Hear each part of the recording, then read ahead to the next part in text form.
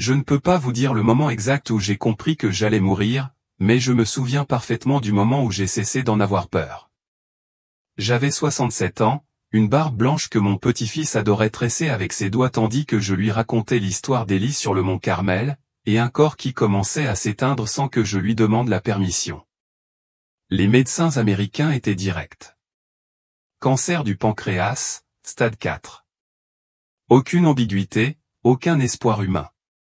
Juste le compte à rebours. J'avais quitté Israël 25 ans auparavant, emportant avec moi la Torah et les prières de mes pères. J'étais devenu rabbin dans une petite communauté juive du New Jersey, une vie sobre et respectée, pleine de rituels et de dévotion. Chaque matinée commençait par la Shama. Chaque soirée se terminait par le même nom, Adonai. Je n'avais jamais douté que Dieu était Dieu. Point final. La nouvelle de la maladie fut un choc silencieux. Je n'ai pas crié. Je n'ai pas pleuré. Je suis resté assise sur le canapé, les mains jointes, le regard perdu parmi les feuilles qui tombaient par la fenêtre. C'était septembre. Ces mêmes feuilles qui tombaient doucement me semblaient des présages. Je sentais que moi aussi, j'allais bientôt commencer à tomber. Pendant les séances de chimiothérapie, je priais en silence. Les mots coulaient entre mes lèvres, muets, comme de l'eau sous la glace. De temps à autre, je serrais mon talet entre mes doigts, le portais à mon visage et respirais ce tissu sacré comme si c'était la peau même de Dieu. Je répétais des phrases comme « Si telle est ta volonté, Adonai, qu'elle soit faite. Mais si je peux te voir avant la fin, alors prends-moi toi-même. » J'étais prête. Du moins, je le pensais. Mais rien ne m'avait préparé à ce qui allait se passer ce jour-là. Je venais de terminer une séance plus intense que d'habitude. Je suis rentré à la maison avec mon fils, Menam, qui m'avait accompagné avec la patience silencieuse dont seul un fils peut faire preuve. Je me souviens qu'il m'a aidé à m'asseoir dans le fauteuil près de la fenêtre et m'a demandé si je voulais du thé. J'ai fait non d'un geste. J'ai senti un poids sur ma poitrine. Pas de douleur au début, juste une oppression sourde, comme si quelque chose me poussait de l'intérieur. Puis vint l'obscurité. Pas une vague, pas un simple trou noir, mais une obscurité consciente, comme si je continuais à observer le monde sans en faire partie. Je voyais tout, mais je ne pouvais pas bouger. Menam criait, courait vers moi. Puis tout devint confus, un brancard, des médecins, des lumières, des mains qui me frappaient la poitrine, des sons aigus, des voix brisées. Pourtant, j'étais ailleurs. J'observais la scène d'en haut, comme un œil sans corps suspendu à quelques mètres du plafond. Difficile d'expliquer ce que l'on ressent lorsqu'on voit son propre corps sans sentir sa respiration. Ce n'était ni de la panique, ni de la paix. C'était comme si mon âme restait en attente, suspendue à un fil invisible. J'aurais voulu crier, « Je suis là. Je vois tout. » Mais je n'avais pas de voix. Je n'avais pas de bouche. Pourtant, j'étais éveillé, conscient, vivant. Je me suis dit, c'est le moment. Je suis sur le point de rencontrer l'Éternel. Je suis sur le point de rentrer chez moi. Et cette pensée m'a attiré dans une direction que je n'avais pas choisie. Une force invisible m'a pris doucement, mais avec autorité, comme la main d'un père guidant son enfant au-delà des portes de son enfance. Je ne savais pas encore que ce qui allait commencer n'était pas l'entrée dans la paix, mais le début de quelque chose d'infiniment plus profond, plus sombre et plus troublant. J'étais mort. Mais j'allais voir ce que je n'aurais jamais imaginé. Au début, je croyais être dans un rêve. Mais c'était trop vif, trop réel pour en être un. Il y avait une lumière qui ne me faisait pas mal aux yeux, une lumière qui semblait vivante, faite de substance et de présence, comme si chaque molécule d'air était imprégnée de conscience. Elle ne provenait pas d'une source spécifique. Elle n'émanait ni d'un soleil ni d'une lampe. C'était comme si cela venait de l'intérieur, de moi, ou d'un ailleurs qui m'accueillait. Je n'avais plus de corps, et pourtant j'étais là. Je ne respirais plus, mais je ressentais tout. Je flottais, et autour de moi, des sons commencèrent à surgir. Des sons familiers qui semblaient traverser les siècles, comme des voix gravées dans une mémoire plus ancienne que ma propre chair. J'entendis une mélodie, simple et poignante, une berceuse chanter doucement, et mon cœur, s'il m'en restait un, se serra comme enveloppé par des mains invisibles. C'était la voix de ma mère. Je n'en doutais pas. C'était sa voix, la même qui me berçait enfant dans notre petit appartement de Haïfa. Quand le vent d'hiver hurlait à travers les fenêtres et que je me réfugiais dans ses bras, en pyjama de flanelle, le cœur tremblant, cette voix chantait encore pour moi, comme si le temps n'avait jamais passé, comme si la mort elle-même n'avait pu nous séparer. Puis j'en entendis une autre profonde, lente, vibrante. C'était celle de mon père, récitant l'Amida à la synagogue de sa voix rauque et intense, la main légèrement tremblante sur le sidour. Ces mots de prière, Baruch, Ata, Adonai, Elohénu, se superposaient à d'autres, comme si ma vie entière refluait vers moi comme un fleuve revenant à sa source. Chaque mot, chaque souvenir, chaque geste semblait revivre, prendre forme, flotter à mes côtés dans cette lumière mystérieuse. Puis j'ai vu des images, rapides mais nettes. Moi, enfant, les genoux écorchés. Ma femme sous la chuppah, les larmes aux yeux. Mon fils courant vers moi, essoufflé, en criant « Abba » après avoir appris à faire du vélo. Ce n'était pas de la nostalgie. C'était la totalité. Tout était réuni, condensé dans cet instant éternel. Dans cette lumière, il y avait une douceur que je n'avais jamais connue. Une paix qui surpassait chaque sabbat, chaque fête, chaque chant. Je me suis dit, ce doit être l'Éden. Je dois être arrivé en présence de l'Éternel. J'ai senti des larmes couler, mais c'était de nouvelles larmes sans douleur. Presque une réponse silencieuse à l'amour qui m'entourait de toutes parts. Il n'y avait plus de peur, plus de temps, plus de maladie, seulement de la gratitude, comme si tout ce que j'avais vécu, même les pires, avait enfin trouvé son sens. Mais ce silence ne dura qu'un instant, un battement, un souffle. Puis, sans prévenir, le ciel changea. Je ne peux expliquer ce qui se passa, mais quelque chose changea dans la structure même de ce lieu. La lumière commença à faiblir, comme si une ombre invisible dévorait ses racines.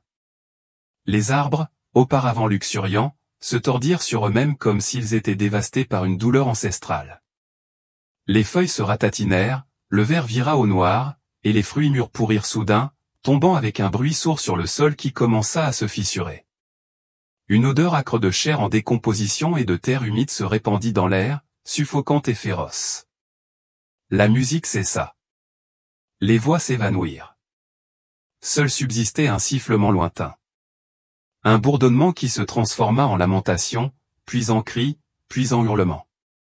J'entendais des cris dans l'obscurité. Des hommes, des femmes, même des enfants. Non pas des mots, mais des sons angoissants. Des gémissements qui semblaient venir non pas de la gorge, mais de l'âme. Et au milieu de toutes ces lamentations, une voix me frappa comme un poignard. Celle de ma mère.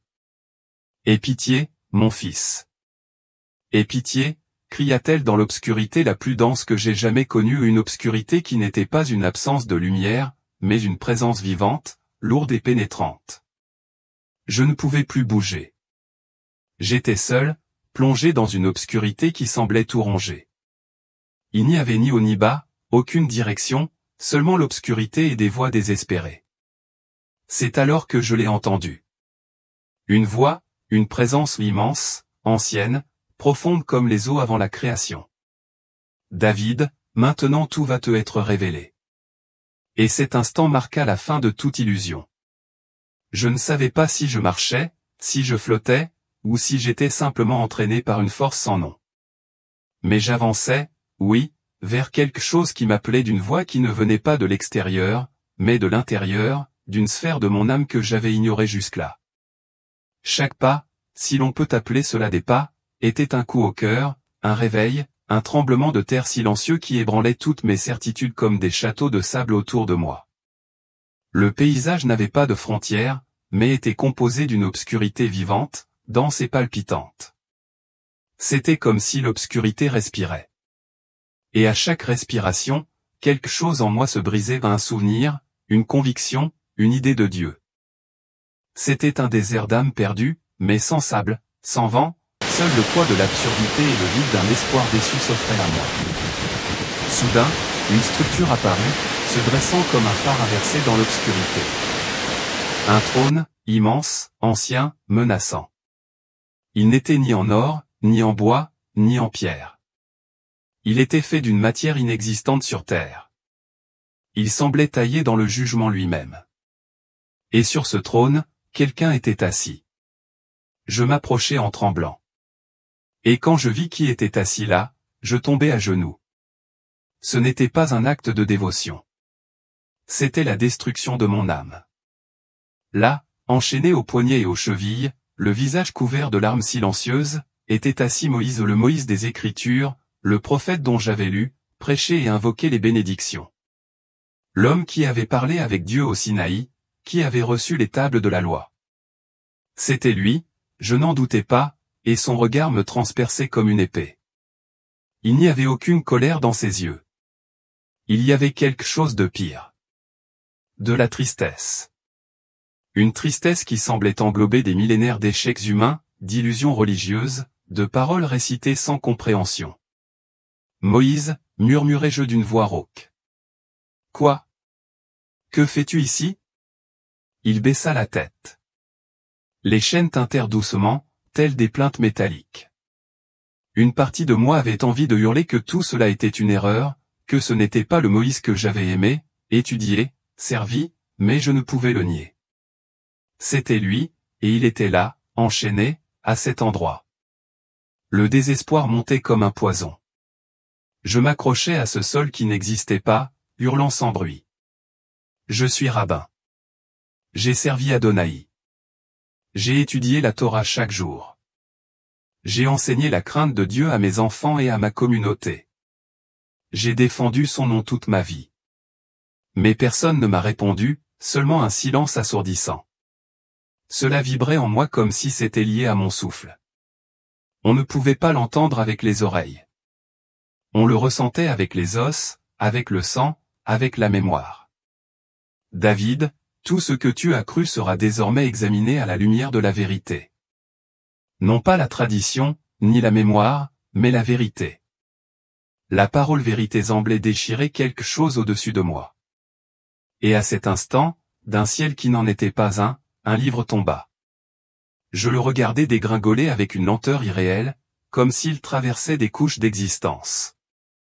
Lorsqu'il toucha le sol aussi tant est qu'on puisse appeler cela le sol, le bruit fut celui du tonnerre, et un nuage de poussière l'enveloppa. C'était la Torah, du moins c'est ce que j'ai cru au début. Mais j'ai ensuite compris qu'elle n'était pas écrite uniquement en hébreu. Les lettres changeaient sous mes yeux, comme si chaque page contenait plusieurs langues, plusieurs réalités.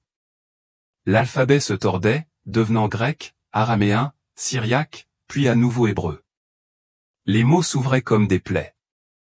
Le livre tournait ses pages, une page après l'autre. Aucune main visible, seulement la volonté invisible du révélateur. Et alors j'ai compris. Ce n'était pas le livre que j'avais lu. C'était le livre qui me lisait. Toutes mes convictions ont commencé à s'effriter. Chaque certitude est devenue une question. Chaque définition un doute. La voix a demandé, « Qui est Dieu pour toi, David ? L'as-tu suivi ou l'as-tu récité ? Le connaissais-tu ou en as-tu simplement parlé ? » Et à cet instant, pour la première fois de ma vie, moi, un rabbin, fils de rabbin, j'ai brisé le silence intérieur avec la seule réponse qui me restait. Je ne sais plus. Les pages de ce livre continuaient de tourner, l'une après l'autre, comme si une main invisible cherchait quelque chose, ou plutôt quelqu'un.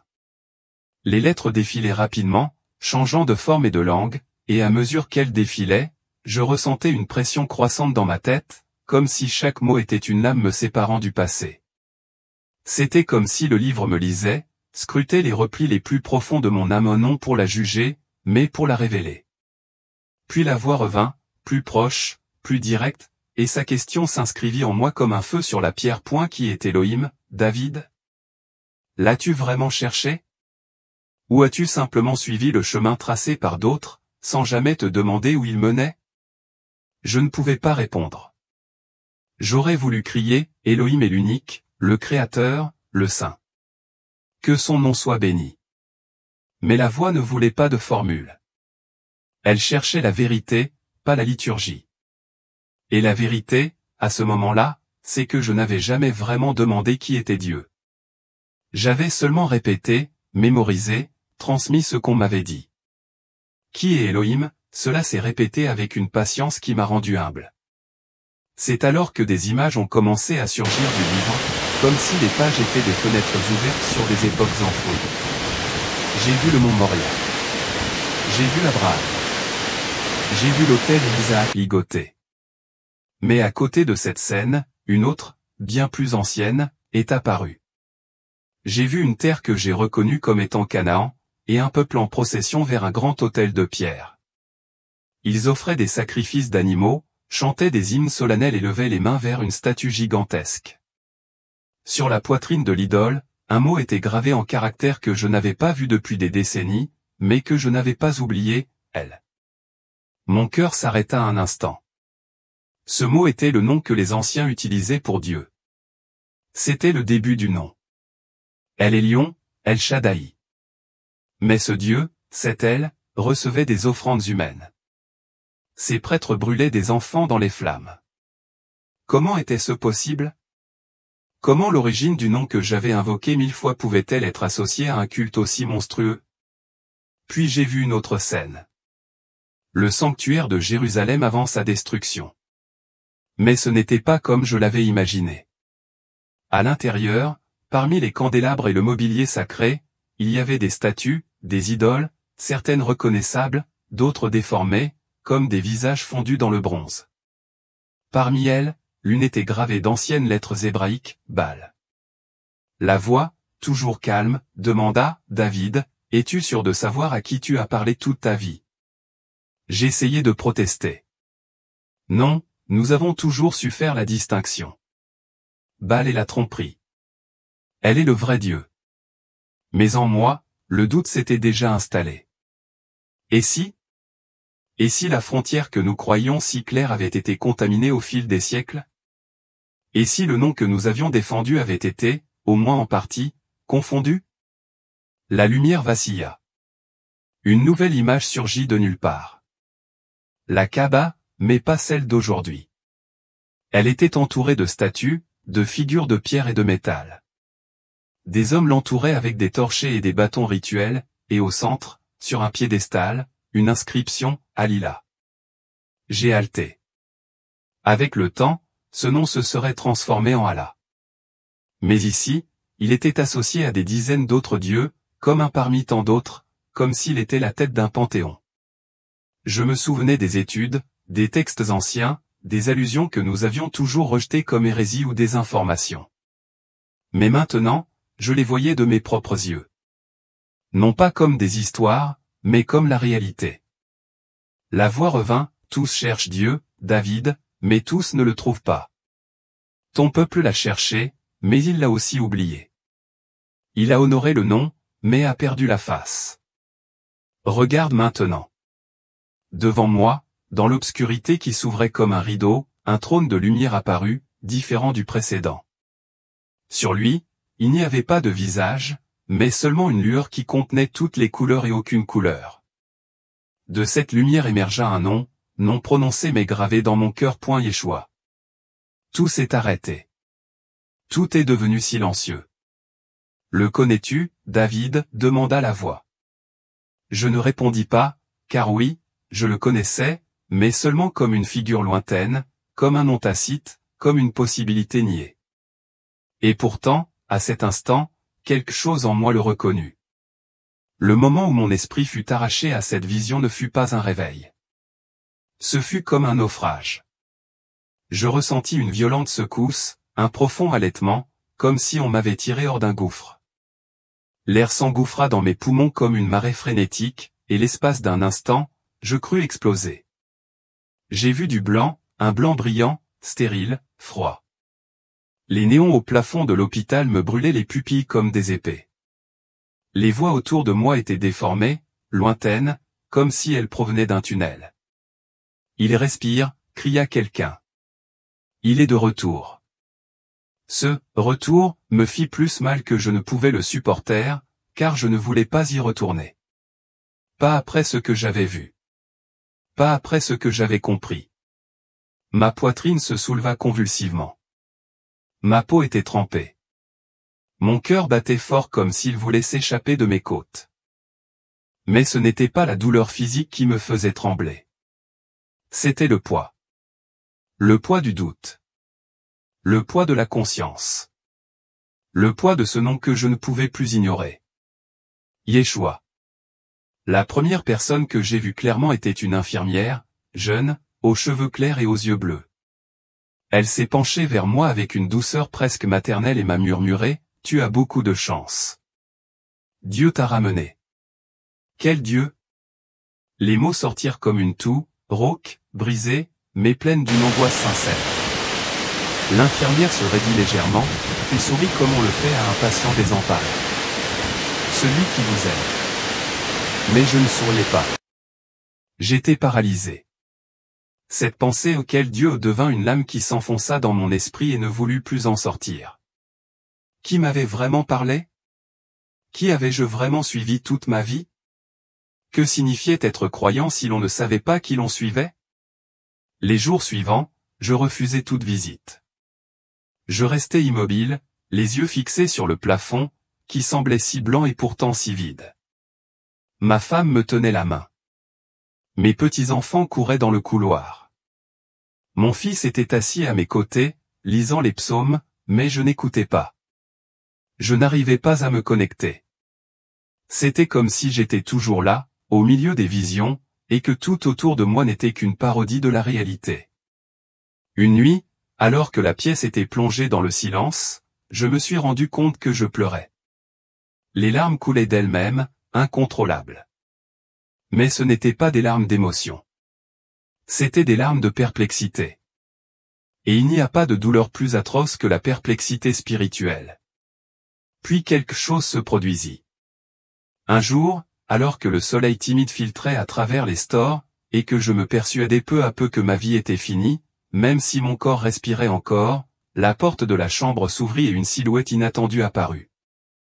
Un homme vêtu de vêtements légers, à la démarche lente et au regard impassible. C'était un prêtre chrétien. Il tenait un livre, la Bible. Il resta silencieux au début. Il s'assit près du lit et posa le livre sur ses genoux. Je le fixai d'un regard morne. Je m'attendais à ce qu'il essaie de me parler de Jésus, de me prêcher, de me convertir. Mais au lieu de cela, il est resté assis là, silencieux, comme si sa simple présence était déjà une prière. Au bout de quelques minutes, il dit à voix basse, « Tu as vu quelque chose, n'est-ce pas ?» Ces mots me frappèrent comme un éclair. Je ne pouvais pas mentir. Pas à ce moment-là. Pas après ce que j'avais vécu. Oui, répondis-je. J'ai vu l'enfer. Et sur le trône, ce n'était pas celui que je m'attendais à trouver. Le prêtre ne bougea pas. Il n'était pas surpris. Il ne jugea pas. Il se contenta d'un léger hochement de tête. « Veux-tu en parler ?» demanda-t-il. Et là, dans cette pièce silencieuse, je commençai à raconter mon histoire. Non pas pour convaincre qui que ce soit, mais pour ne pas sombrer dans la folie. Ce n'était pas une décision. Pas au début. C'était plutôt comme une fissure, une fêlure qui s'était ouverte en moi, comme un murmure dans une synagogue déserte, comme un nom apparaissant là où il ne devrait pas être. Ce nom était Yeshua. Après cette première rencontre, le père John revenait chaque jour. Il n'insistait pas. Il ne prêchait pas. Il n'essayait pas de me convaincre. Il restait assis et écoutait. Parfois, il parlait peu, parfois pas du tout. Il portait en lui ce calme que seuls possèdent les hommes qui ont traversé le feu et en sont ressortis transformés. J'étais toujours dans les flammes, mais son silence était comme de l'eau fraîche sur mon front.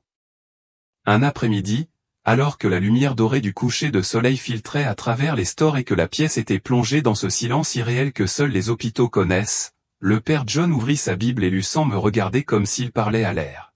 « Je suis le chemin, la vérité et la vie. Nul ne vient au Père que par moi. Jean 14h6. Cette phrase m'a frappé comme un éclair. Non pas par son contenu. Je l'avais déjà entendue, citée, voire ridiculisée dans les cercles rabbiniques les plus intransigeants, mais par la résonance qu'elle avait désormais en moi. Ce n'était plus la doctrine de quelqu'un d'autre. C'était une voix, cette voix, celle qui m'avait guidé dans l'obscurité, qui m'avait demandé qui était vraiment Dieu. David, m'a dit le père John, que cherches-tu vraiment? La réponse est venue d'elle-même, comme un souffle impossible à retenir. La vérité. Les nuits qui ont suivi ont été les plus denses de mon existence. Les rêves n'étaient plus des rêves, mais des rencontres. Dans l'une d'elles, je revis le trône. Cette fois, il était vide, mais la lumière qui l'entourait brillait plus intensément que jamais. Puis, de cette lumière, un homme émergea. Il ne parlait pas, mais ses yeux reflétaient la paix de l'éternité. Ses mains étaient blessées, mais son visage serein. Il marchait vers moi d'un pas assuré et, une fois près de moi, il dit simplement « N'aie pas peur. Je suis là. » Je me suis réveillé en larmes, non pas de douleur, mais d'abandon. Le lendemain matin, j'ai demandé au père John et si je voulais le connaître, non pas comme l'idée, mais vraiment, personnellement. Il m'a souri, non pas avec supériorité, mais avec tendresse. Il t'attend depuis longtemps, David. Ce jour-là, on m'a emmené à la chapelle. Elle était petite, simple, en bois usé par les siècles, et un crucifix était accroché au mur. Je me suis agenouillé. Je n'avais jamais fait ça auparavant. Mes genoux tremblaient, non pas de faiblesse physique, mais du conflit qui faisait rage en moi. C'était comme si mon identité tout entière était en train de mourir. Et c'était peut-être le cas. J'ai prié, mais pas avec les formules habituelles. J'ai prié comme un homme qui se noie et qui sait que son seul espoir est de crier le bon nom. Yeshua, si tu es vraiment le chemin, montre-le-moi, non pas avec des mots, mais par ta présence. Dans le silence qui suivit, je n'entendis rien. Ni une vision, ni éclair, ni voix venue du ciel. Mais quelque chose se produisit. Une chaleur monta de ma poitrine, parcourut mon cou, mes épaules, jusqu'à l'arrière de ma tête. C'était comme si le froid qui me glaçait l'esprit fondait. Pour la première fois, je sentis que je n'étais plus seul. Quelques jours plus tard, le père John m'a parlé du baptême. Il ne l'a pas présenté comme un rituel, mais comme un enterrement et une résurrection. Tu mourras au vieux David, m'a-t-il dit, et un nouveau naîtra. Mais que dira ma famille, murmurai-je. Que tu es devenu fou, que tu as trahi, que tu es mort. Mais en réalité, c'est seulement maintenant que tu vis vraiment. Le jour de mon baptême, il pleuvait. C'était le 19 septembre 2025. Le ciel pleurait, mais pas moi. L'eau qui me coulait sur la tête n'était pas seulement de la pluie. C'était le symbole d'une vie qui se déshabillait comme une vieille peau. En sortant de cette église, je n'étais plus rabbin. Je n'étais plus fils ni professeur. Je n'avais plus de titre, seulement un nouveau nom, David, le fils prodigue. La pluie de septembre avait effacé bien plus que mon passé. Elle avait effacé d'anciens chemins faits de convictions, de rôles, de généalogie, de mots appris par cœur. Ce jour-là, celui de mon baptême, je ne l'oublierai jamais. En sortant de la petite église, les vêtements encore humides et les cheveux plaqués sur le front, j'ai ressenti une légèreté insoupçonnée. Je ne savais pas où j'irais, ni ce qu'il me resterait. Mais une chose était sûre, pour la première fois de ma vie, je n'avais pas peur. J'étais conscient que tout allait s'effondrer. Ma famille, ma communauté, et même mon identité sociale. Et c'est effectivement ce qui s'est passé. Quand ma fille m'a vu, une Bible à la main, c'était comme si elle avait découvert une trahison impardonnable. Papa, c'est un blasphème. Tu es rabbin. Qu'est-ce que ça veut dire? Ces mots étaient des coups de couteau, mais ils ne me blessèrent pas. Dieu seul savait combien cette démarche m'avait coûté. Je lui ai répondu d'une voix ferme, non par défi, mais par vérité. Je ne suis plus rabbin. Je ne peux plus l'être. Maintenant, je ne suis qu'un homme, sauvé par Yeshua. Son visage s'est assombri comme si une image de moi s'était éteinte à cet instant. Elle a pris la main de mon petit-fils et a quitté la pièce sans un regard en arrière. Le bruit de la porte qui se refermait derrière elle a été un bruit irrésistible. À partir de ce jour, je n'ai plus reçu de visite, plus d'appels, plus de lettres, seulement le silence. J'ai été expulsé de la synagogue. Personne n'osait me regarder dans les yeux. Pour eux, j'étais un apostat, un cadavre spirituel, un exemple à éviter. Mais dans ce vide, je ne me sentais pas perdu, car je n'étais plus seul. Quelques jours après le baptême, un événement allait porter le coup de grâce à l'ancien moi. Une infirmière entra dans ma chambre, l'air tendu. Elle annonça que les résultats du dernier scanner étaient prêts. Mes mains tremblaient et je me disais, maintenant, ils vont me dire que la tumeur s'est propagée, que mon temps est compté. Mais le médecin entra, l'air étrangement troublé. Monsieur Ben Shimon, dit-il, nous ne trouvons plus aucune trace de la tumeur. Plus de masse, plus de métastases, rien. Elle a disparu. Le silence qui suivit était presque irréel. Le médecin semblait s'attendre à une réaction, peut-être une explosion de joie. Mais je restais immobile. J'avais déjà compris. Ce n'était pas une coïncidence. Ce n'était pas de la chance. C'était de la grâce. Dieu n'avait pas seulement sauvé mon âme, il avait aussi guéri mon corps.